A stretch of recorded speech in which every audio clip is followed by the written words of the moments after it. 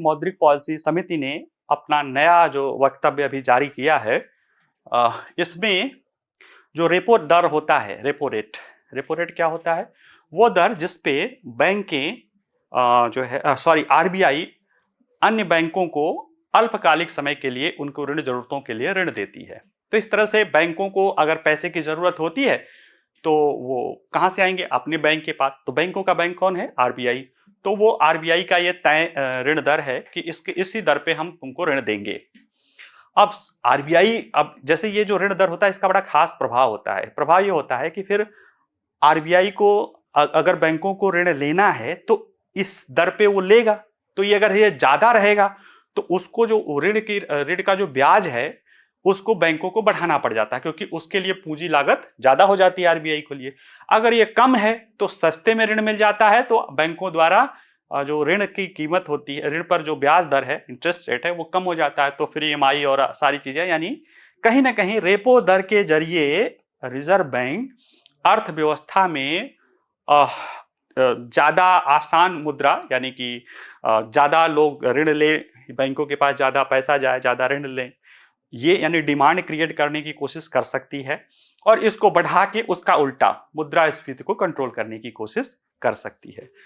अभी अगर देखा जाए जैसे इसमें चर्चा में क्या क्या मुख्य चीजें रही है, तो भारतीय रिजर्व बैंक की जो मौद्रिक पॉलिसी समिति है इसमें रेपो दर को 25 आधार अंक यानी 25 बीपीएस लिखा रहता है।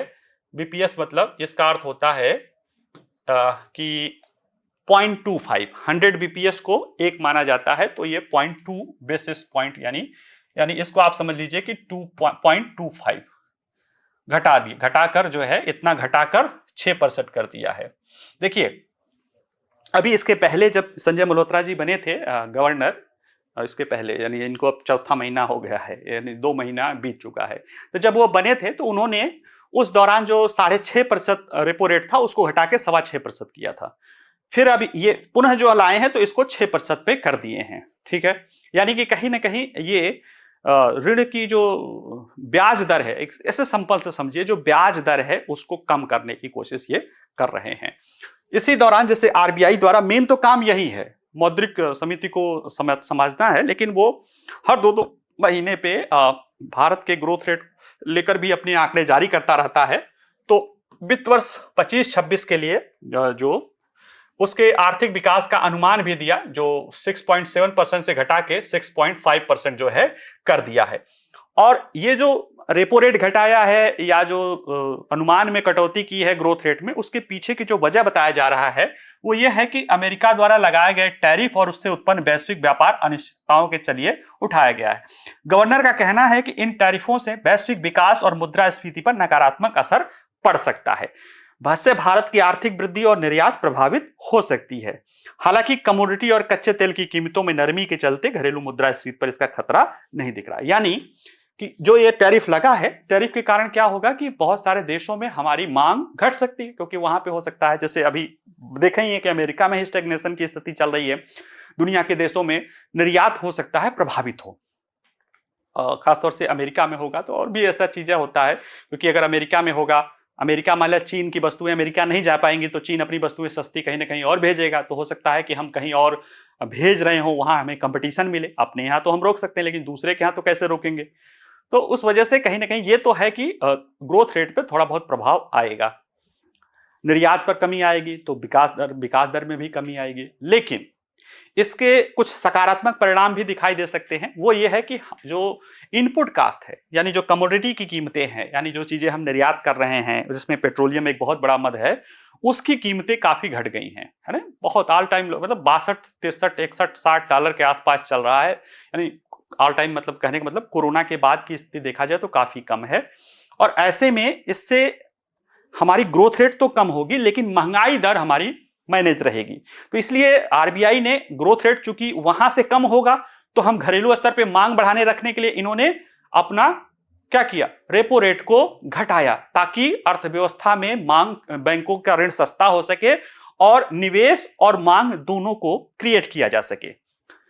ग्रोथ रेट घटाया क्योंकि चूंकि वैश्विक स्तर पर परिस्थितियां ऐसी बनी हुई है जिसके कारण अर्थव्यवस्था में जो विशेषज्ञ कह रहे हैं कि 0.5% के आसपास कमी हो सकती है, तो इन्होंने 0.2% घटाया है। कुछ लोग इसको 6% कह रहे हैं, कुछ लोग 6.5% कह रहे हैं। ऑन एवरेज ये हम लोग मान रहे हैं कि 2.2 से 0.5% के बीच में इसका प्रभाव हमारे अर्थव्यवस्था पर पड़ सकता है।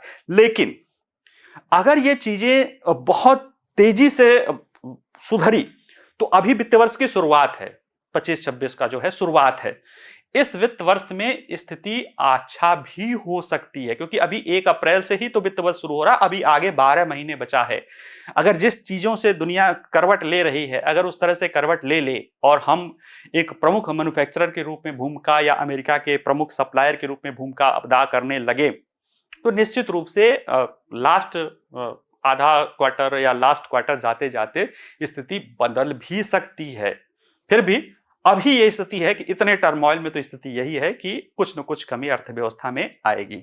और रेपो दर में कटौती क्यों की? जैसे मैंने अभी बताया कि मांग जो है वैश्विक स्तर पे कम होगी, निर्यात कम हो रहा है, तो ऐसे में हो सकता है कि हमारे यहाँ पे घरेलू मांग जो है कम हो सके, तो उसको बढ़ाने के लिए आरबीआई ये कह रहा है कि इसको थोड़ा बढ़ा दो, रेपो दर को जो है उसको 6% कर दो, ताकि ऋण सस्ता हो जाए, ईएमआई सस्ता हो जाए, लोगों के पास ज्यादा पैसा आ जाए, ताकि उस पैसे का लोग क्या करें, खर्च करें, निवेश भी अगर करना हो तो वो लोग कर सके।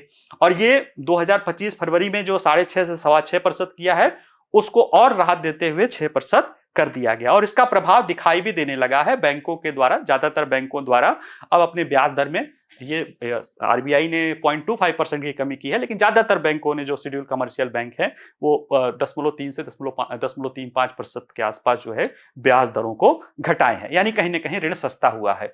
और इसके कारण जो है निश्चित रूप से अर्थव्यवस्था में डिमांड बढ़ने की असर दिखाई दे रही है। अमेरिका द्वारा ये क्यों किया गया, 26% टैरिफ लगाए, ये सारी बातें पढ़ाई दी हैं, तो अभी बता ही रहे थे, परिचय के द्वारा ही डिटेल में बता दिए हैं। एक जो और चीज दिखाई दे रही है कि मौद्रिक नीति का रुख समायोजन है, एडजस्टिंग नेचर आ गया है, एकमोडेशन आ गया है। जैसे मौद्रिक नीति अर्थव्यवस्था मतलब आरबीआई का भूमिका है कि वो मुद्रास्फीति को नियंत्रण रखने की कोशिश करती है, या मुद्रास्फीति को नियंत्रण न कहो, नियंत्रण गलत शब्द है, ऑप्टिमम लेवल पे रखने की कोशिश करती है। ऑप्टिमम लेवल क्या है, एक कंफर्टेबल लेवल 2 से 6%, और वो चाहती है कि 4% के आसपास रहे, क्योंकि मैंने पहले ही बताया कि मुद्रास्फीति जरूरी है डिमांड क्रिएट करने के लिए, ग्रोथ क्रिएट करने के लिए, रोजगार पैदा करने के लिए, जैसा कि फिलिप्स वक्र के तहत ये बताया जाता है। तो उसको मैनेज रखना है। अब उसमें क्या है कि अब आपको किसी पर्टिकुलर समय पे एक, आप सोचो कि 4% के आसपास आपको ग्रोथ रेट रखना है, तो अगर वो मुद्रास्फीति उससे बढ़ रही है तो फिर आपको क्या करना पड़ेगा, मनी सप्लाई को रोकना पड़ेगा, रोक के यानी ब्रेक मारना पड़ेगा। अगर वो ज्यादा नीचे जा रही है तो फिर उसको मनी सप्लाई को बढ़ाना पड़ेगा। तो ये काम जो है अभी जो जो है आरबीआई कर रही है, वो बता रही है कि कहीं ना कहीं अब वो धीरे धीरे अर्थव्यवस्था में ऋण को आसान बना रही है, फाइनेंशियल सिस्टम जो है इकोनॉमी में मनी की जो है आपूर्ति बढ़ा रही है।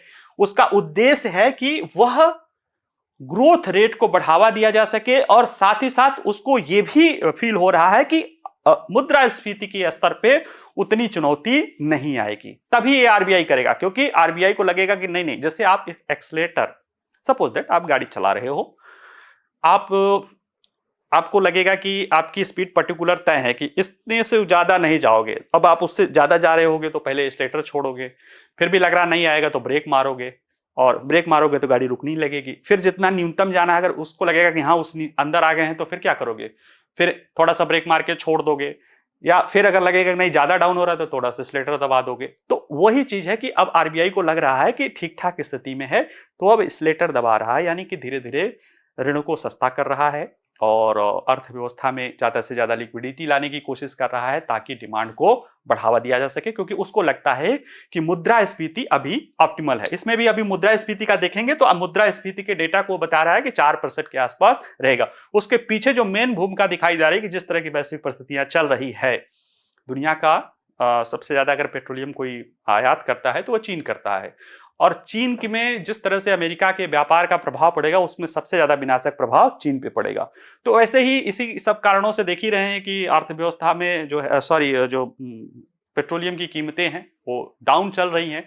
जब पेट्रोलियम की कीमतें डाउन चलेंगी तो निश्चित रूप से उसकी जो उत्पादन लागत है वस्तुओं की या अन्य चीजें हैं उसमें महंगाई का जो फ्यूल वाला प्रेशर है वो कम हो जाएगा, अन्य कमोडिटी वाला भी प्रेशर कम हो जाएगा, जिसके कारण आरबीआई को लगता है कि उसका मौद्रिक वाली स्थिति बेहतर रहेगी। क्यों कम किया ये तो मैंने आपको बता ही दिया है। आगे अनुमान देखिए, मुद्रास्फीति को 4.2 से घटाकर 4% कर दिया है और ये कह रहा है कि विकास संबंधी चिंताओं के कारण अब मुद्रास्फीति की चिंता से ज्यादा विकास चिंता हो गई, क्योंकि मुद्रास्फीति तो 4% के आसपास आ गई है और आगे जो है ये और ठीक ठाक स्थिति में रहने की इसकी संभावना है। ठीक है,